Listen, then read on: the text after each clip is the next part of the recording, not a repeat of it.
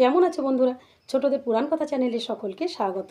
বন্ধুরা, আমার আগের ভিডিওর সূত্র ধরেই বলি, দেবকী মা অষ্টমবারের জন্য গর্ভবতী হয়েছেন। কৃষ্ণ বসুদেবের হৃদয় থেকে দেবকী মায়ের হৃদয়ে সঞ্চারিত হয়েছেন।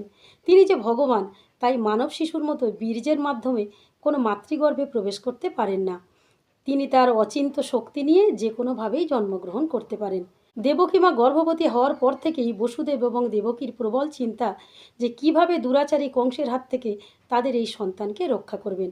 এইভাবে 10 মাস কেটে গেল।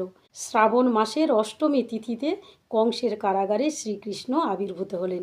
কিন্তু তিনি বাবা মার চিন্তা দূর করার জন্য এবং তাদেরকে আশ্বস্ত করার জন্য শঙ্খচক্র গদা পদ্মধারী চতুর্ভুজ রূপ নিয়ে দেখা দিলেন।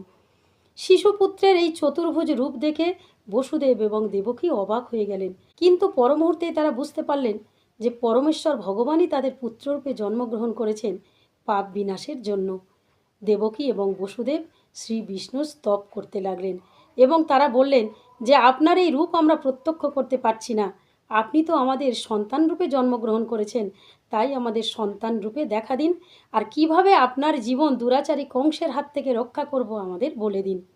শ্রী বিষ্ণু পিতা বসুদেবকে বললেন, পিতা, আপনি আমাকে নিয়ে গোকুলে যান। গোকুলে নন্দ মহারাজের গৃহে যশোদা মায়ের কোলে একটি কন্যা সন্তানের জন্ম হয়েছে।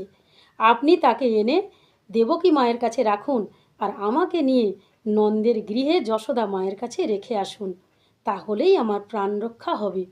বসুদেব চিন্তিত হলেন, প্রহরী বেষ্টিত এই কারাগার থেকে তিনি বের হবেন কি করে। তিনি শিশুপুত্রকে কোলে নিয়ে দরজার দিকে এগোলেন, কিন্তু অবাক হয়ে দেখলেন দরজার তালা আপনা থেকে খুলে গেল এবং প্রহরীরা গভীর ঘুমে আচ্ছন্ন। শুধু প্রহরীরা নয়, কংসের এই রাজপ্রাসাদে সবাই গভীর ঘুমে আচ্ছন্ন। তিনি শিশু কৃষ্ণকে বুকে নিয়ে রাস্তায় নামলেন। প্রবল বৃষ্টিতে তিনি কৃষ্ণকে বুকে জড়িয়ে যমুনা নদীর পাড়ে গিয়ে উপস্থিত হলেন। কিন্তু যমুনা নদী এই বৃষ্টিতে ফুলে ফেঁপে উঠেছে। বসুদেব চিন্তিত হলেন, তিনি কি করে শিশু কৃষ্ণকে বাঁচাবেন। কিন্তু অবাক হয়ে দেখলেন যমুনা নদীর জল দুফাঁক হয়ে গেল, রাস্তা দেখা যাচ্ছে। বসুদেব কৃষ্ণকে কোলে নিয়ে যমুনা নদীতে নেমে পড়লেন। কিন্তু প্রবল বৃষ্টির হাত থেকে শিশু কৃষ্ণকে তিনি রক্ষা করবেন কি করে। তা দেখে বিষ্ণুর অনন্ত শেষ অবতার ফণা বিস্তার করে কৃষ্ণের মাথায় ছাতার মতো হয়ে রইল।